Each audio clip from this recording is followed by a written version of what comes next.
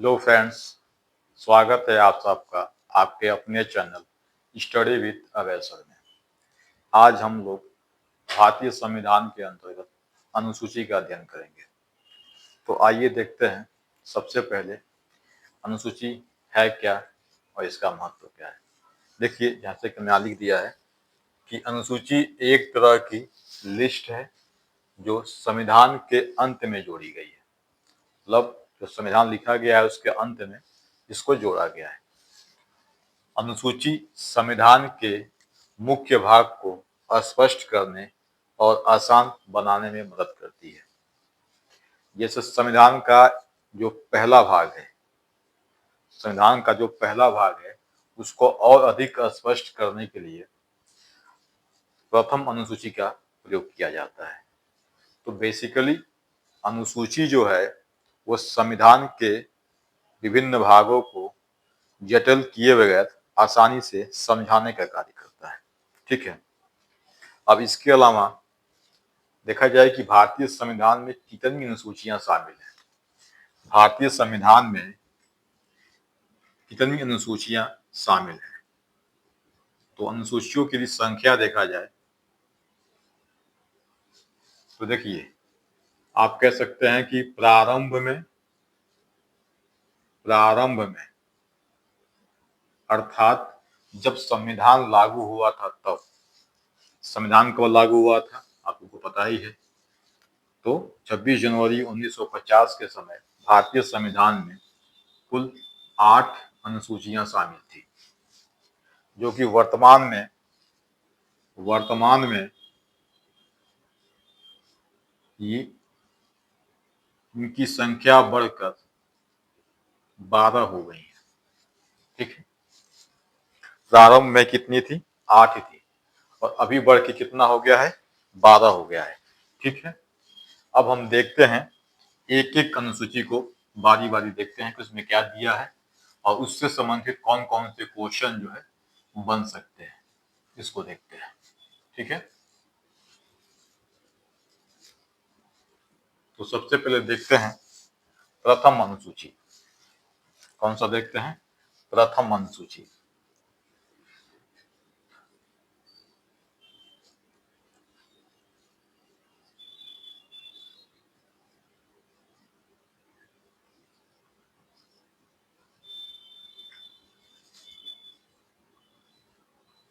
देखिए, प्रथम अनुसूची के अंतर्गत भारत, उसके राज्य क्षेत्र एवं संघ शासित राज्य क्षेत्र के बारे में जिक्र किया गया है।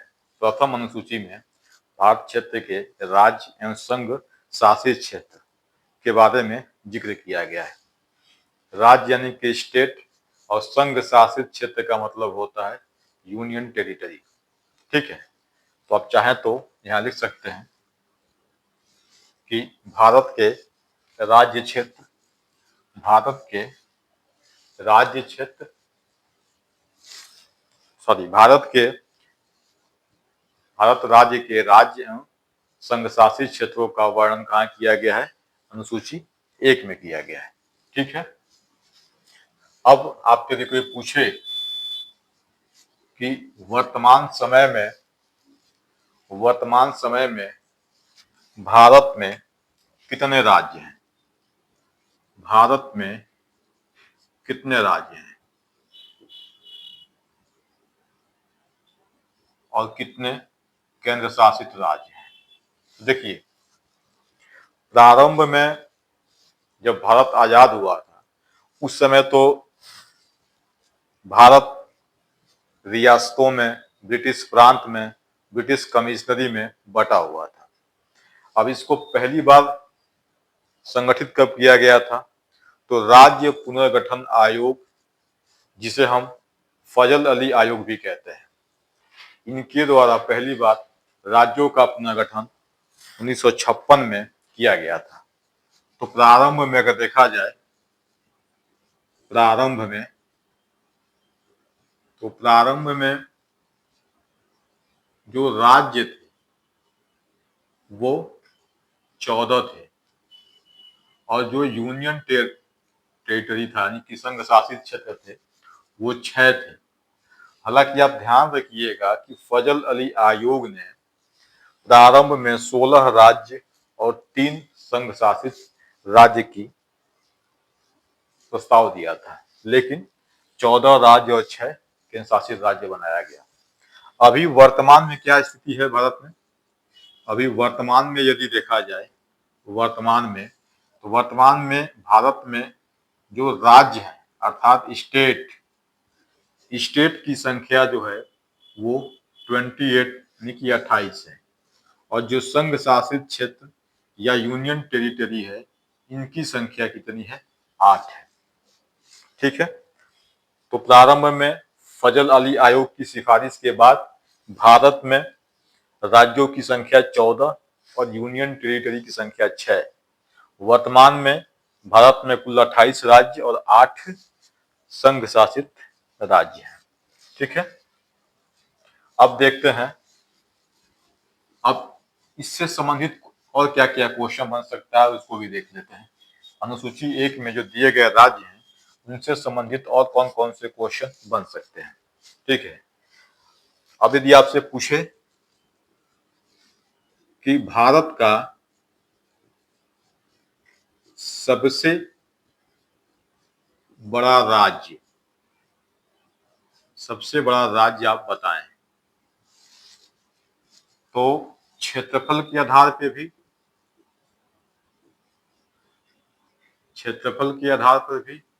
और जनसंख्या के आधार पे भी। तो क्षेत्रफल के आधार पे पता ही होगा आप लोगों को, राजस्थान है। कौन सा है? राजस्थान। और जनसंख्या के मामले में हम ही लोग हैं, यूपी वाले। ठीक है, तो जनसंख्या के मामले में कौन है? उत्तर प्रदेश।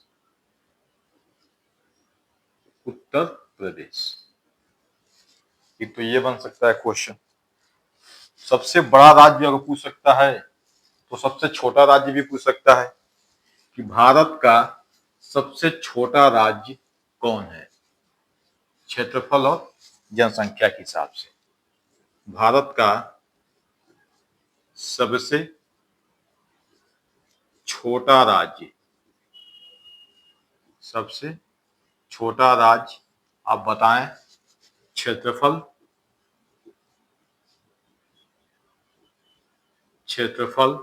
और जनसंख्या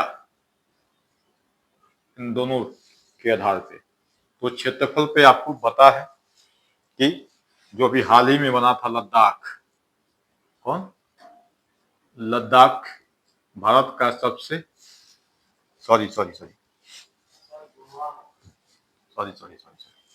सबसे छोटा राज्य जो है गोवा है। हम यूनियन टेरिटरी में पहुंच गए थे, गोवा है। और जनसंख्या के मामले में सबसे छोटा सिक्किम है। कौन सा है? सिक्किम। तो ये आपकी राज्यों की बात हो गई। अब इसी तरह से यदि देखा जाए कि भारत का सबसे बड़ा यूनियन टेरिटरी क्षेत्रफल और जनसंख्या दोनों में, भारत का सबसे बड़ा यूनियन टेरिटरी क्षेत्रफल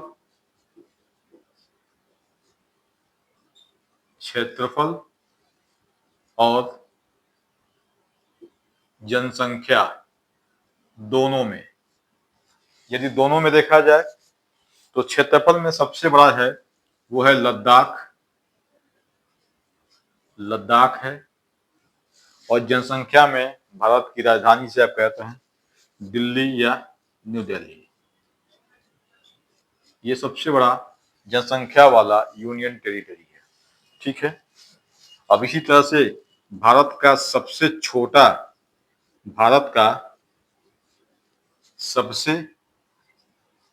छोटा यूनियन टेरिटरी आपसे पूछ सकता है। ठीक है, तो क्षेत्रफल में भी आप बताएंगे, और जनसंख्या में भी बताएंगे आप,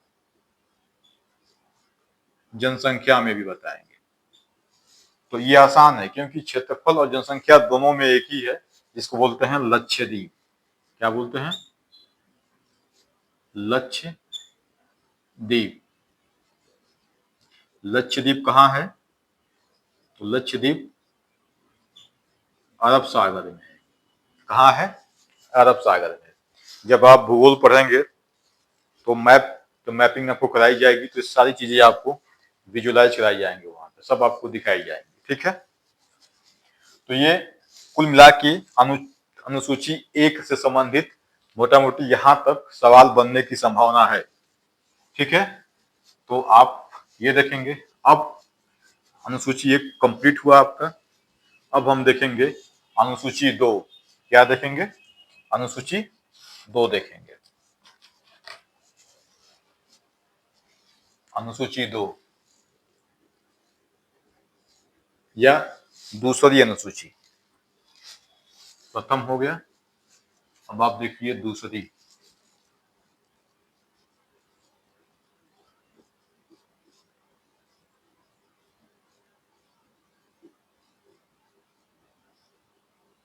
दूसरी अनुसूची देखते हैं। ठीक है, देखिए दूसरी अनुसूची में पदाधिकारियों के वेतन, भत्ता और पेंशन, इसका प्रावधान है। तो दूसरी अनुसूची में क्या क्या है?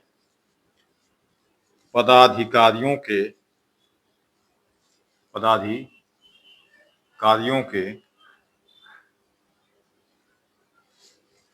ध्यान दीजिएगा क्या क्या शामिल है। 3 चीजें: वेतन, भत्ते, अलायंस बोलते हैं, और पेंशन। इनका प्रावधान जो है वो अनुसूची 2 में शामिल है।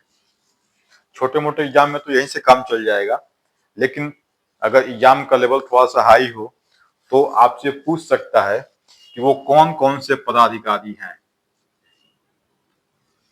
जो बहुत चर्चित पदाधिकारी हैं, कम से कम उनका नाम तो बता ही दीजिए आप। ठीक है, तो देखिए चर्चित पदाधिकारियों में आपके राष्ट्रपति,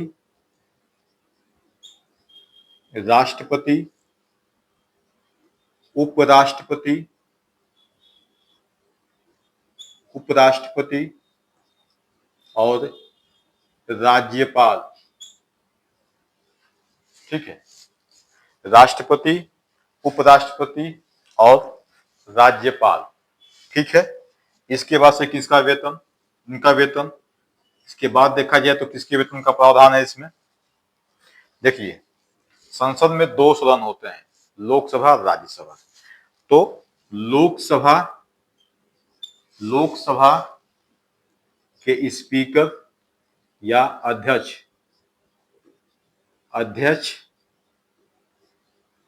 प्लस उपाध्यक्ष, इनके वेतन का प्रावधान किसमें है? अनुसूची 2 में है। इसके बाद से कौन है? राज्यसभा, ये भी संसद का सदन है।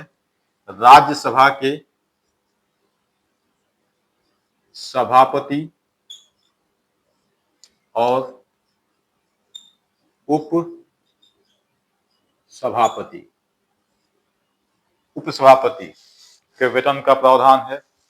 इसके नीचे आएगा, विजुअल होगा, इसके नीचे विजुअल होगा। आगे बढ़े, आपसे पूछ रहे हैं, इसके नीचे आगे बढ़े तो ये हो जाएगा। इसके अलावा ऊपर ही आ जाते हैं। इसके अलावा और कौन से लोग शामिल हैं? तो राज्य में क्या होती है? विधानसभाएं, विधानमंडल जिसे कहते हैं आप।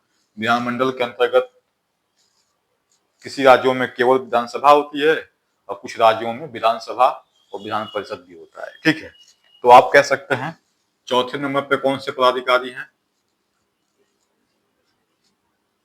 विधान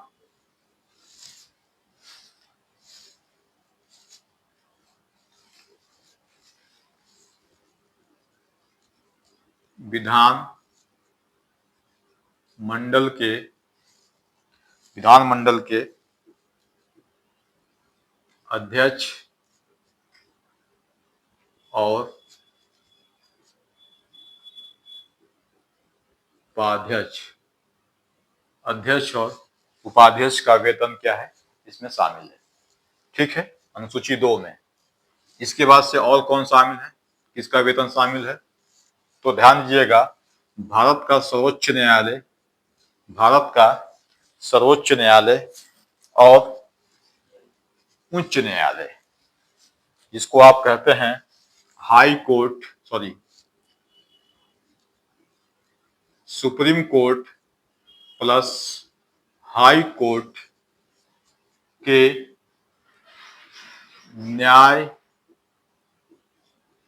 न्यायाधीशों का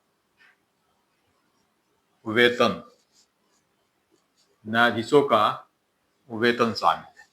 ठीक है, इसके अलावा और कोई शामिल है, एक पदाधिकारी और महत्वपूर्ण है, देख लीजिएगा। भारत के महालेखा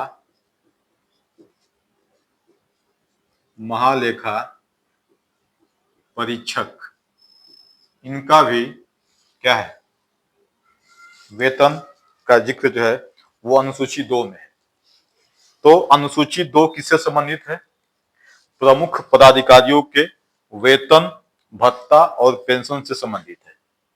इसमें कौन कौन से प्रमुख पदाधिकारी हैं, तो भारत के राष्ट्रपति हैं, उपराष्ट्रपति हैं, राज्यपाल हैं, लोकसभा के अध्यक्ष हैं, उपाध्यक्ष हैं, राज्यसभा के सभापति हैं, उपसभापति हैं, साथ में विधानमंडल के अध्यक्ष, उपाध्यक्ष, सुप्रीम कोर्ट, हाई कोर्ट के न्यायाधीश और भारत के महालेखा परीक्षक, नियंत्रक एवं महालेखा परीक्षक। पूरा नाम क्या है, भारत के नियंत्रक एवं महालेखा परीक्षक का वेतन, इसका जिक्र कहाँ है, तो अनुसूची 2 में है। ठीक है, हमको लगा कि अनुसूची आप 2 समझ गए होंगे। अब हम अनुसूची 3 भी देख लेते हैं। ठीक है, अनुसूची 3,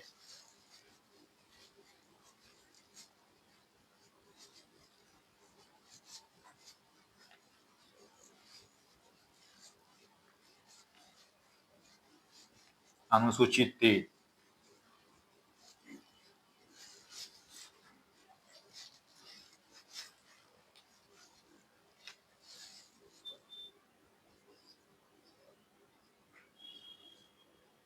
या तीसरी अनुसूची सबसे बढ़िया रहेगा। अनुसूची 3 भी कह सकते हैं और तीसरी अनुसूची,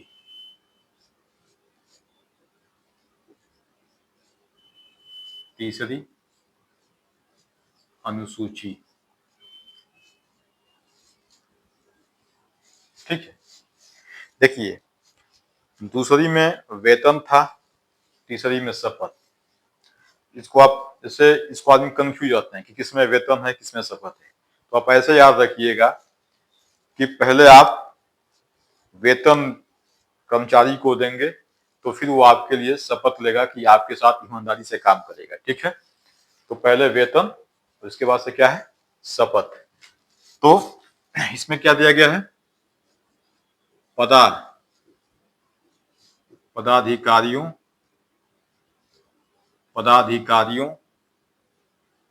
प्लस प्रत्याशियों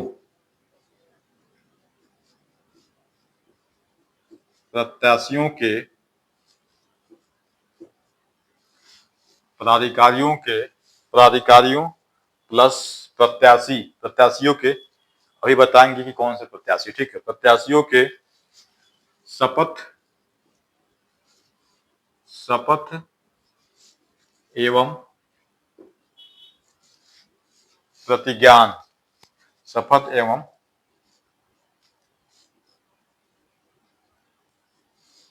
प्रतिज्ञान,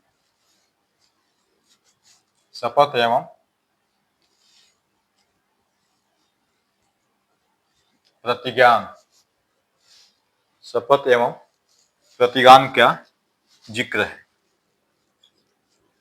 का प्रावधान है। ठीक है, ध्यान रखिएगा, शपथ को अंग्रेजी में ओथ कहते हैं, और प्रतिज्ञान को अंग्रेजी में अफर्मेशन कहते हैं। जब आप चुनाव लड़ते हैं संसदीय का, विधायकी का, तो जो प्रत्याशी के रूप में क्या करते हैं, आप प्रतिज्ञान हलफनामा जमा करते हैं। ठीक है, तो पदाधिकारियों प्रत्याशियों के शपथ एवं प्रतिज्ञान का प्रावधान किसमें है, तीसरी अनुसूची में है। कौन कौन से पदाधिकारी इसमें शामिल हैं, अब देखते हैं कि कौन कौन से पदाधिकारी शामिल हैं। ठीक है, देखिए सबसे पहले हम बात करें संसद। सबसे पहले यदि संसद की बात करें तो संसद में 3 तरह के प्रतिनिधि। एक तो जो संसद के चुनाव लड़ने वाले प्रत्याशी हैं उनका भी जिक्र है इसमें। तो संसद के चुनाव लड़ने वाले प्रत्याशी का क्या है, प्रतिज्ञान इसमें शामिल होता है। दूसरा, संसद के जो सदस्य आप जीत के आ जाते हैं तो संसद के सदस्य आप जब बनेंगे तो उसका भी क्या करेंगे, आपको शपथ दिलाया जाता है। तो संसद के सदस्य के रूप में आपको शपथ दिलाया जाता है। ठीक है, तीसरा क्या है, अब मान लीजिए आप सांसद बन गए और आप रूलिंग पार्टी के सांसद हैं, तो हो सकता है कि आपको मंत्री भी बनाया जाए। ठीक है, तो मंत्री पद के शपथ का जिक्र भी कहाँ होता है, इसी में होता है। किसमें, अनुसूची 3 में होता है। ठीक है, तो एक तो ये पदाधिकारी हैं, संसद के जो प्रत्याशी होते हैं उनका प्रतिज्ञान अनुसूची 3 में दिया होता है। संसद के सदस्य जब जीत कर जाते हैं सांसद के रूप में, वो शपथ लेते हैं, उसका भी जिक्र अनुसूची 3 में है। इसके साथ में मंत्री पद का जब शपथ लेते हैं उसका भी जो जिक्र है कहाँ है, अनुसूची 3 में है। तो अब ये तो पहला हो गया है। अब इसके बाद देखते हैं क्या, दूसरा,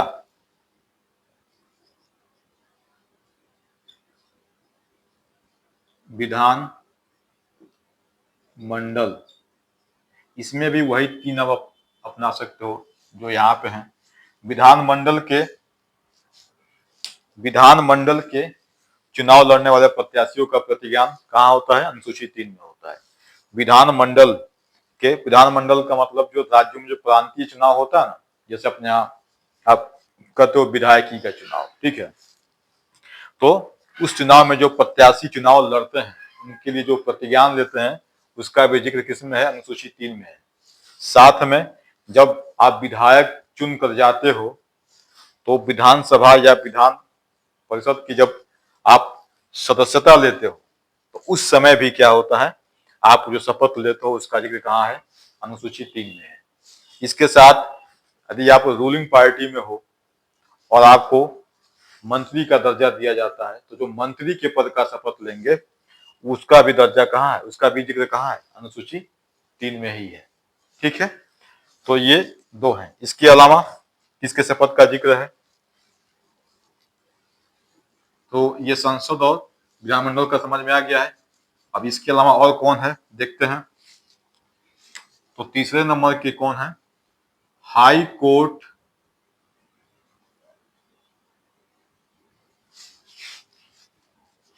supreme court plus high court के जो न्यायाधीश होते हैं,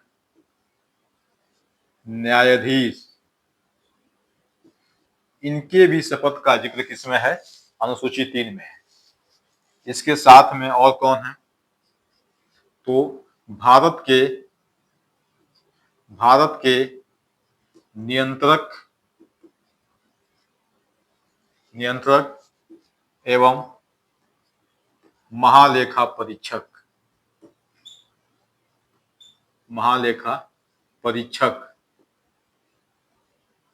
ठीक है, इनके भी शपथ का जिक्र कहाँ है? अनुसूची 3 में है। ठीक है, तो तीसरी अनुसूची का संबंध शपथ से है। किससे है? शपथ से है। और शपथ में किन पदाधिकारियों का, किन पदाधिकारियों का? तो संसद के, ठीक है, जो होंगे उनका, विधानसभा के, सुप्रीम कोर्ट, हाई कोर्ट के न्यायाधीश और भारत के नियंत्रक एवं महालेखा परीक्षक। ये भारत के नियंत्रक एवं महालेखा परीक्षक, इनके भी शपथ का जिक्र कहाँ है? तीसरी अनुसूची में है। ठीक है, अब इसके बाद हम देखते हैं चौथी अनुसूची भी हम आज पढ़ लेते हैं। ठीक है, चौथी अनुसूची,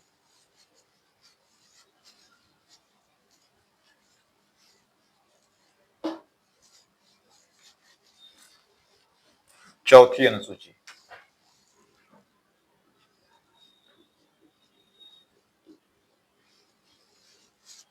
चौथी अनुसूची,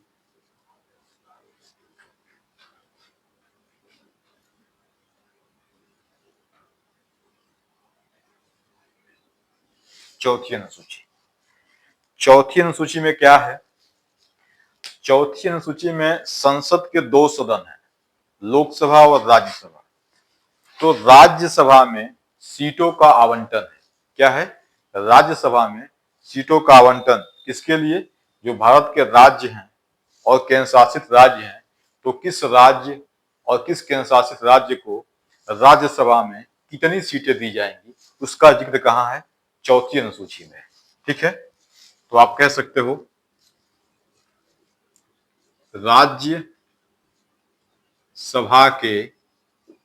राज्यसभा के सीटों का आवंटन कहाँ किया गया है? अनुसूची 4 में किया गया है। ठीक है, अब थोड़ा सा देखते हैं इसके बारे में कि राज्यसभा में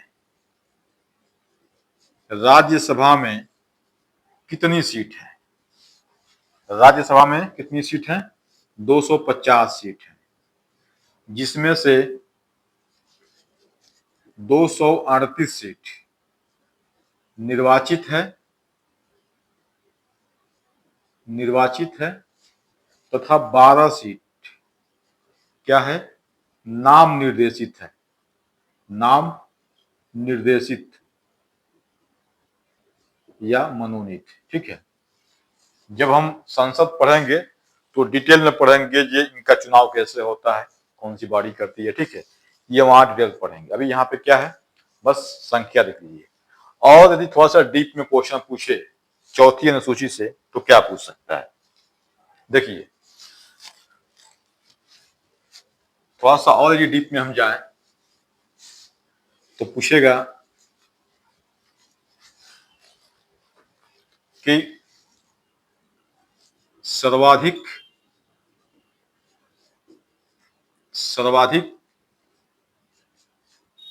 सीटों वाला, सर्वाधिक राज्यसभा सीटों वाला, सर्वाधिक राज्यसभा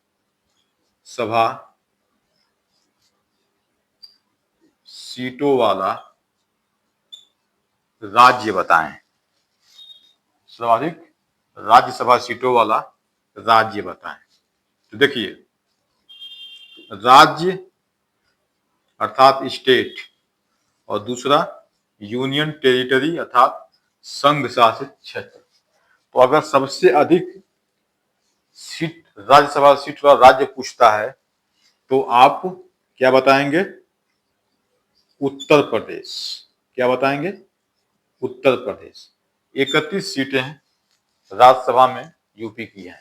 ठीक है, इसके बाद यदि आपको यूनियन टेरिटरी का पूछता है तो आप क्या बताएंगे? आप बताएंगे जम्मू, जो बना गया नया नया बना है उसको जम्मू कश्मीर। ठीक है, कितनी सीटें हैं? 4 सीटें हैं राज्यसभा की।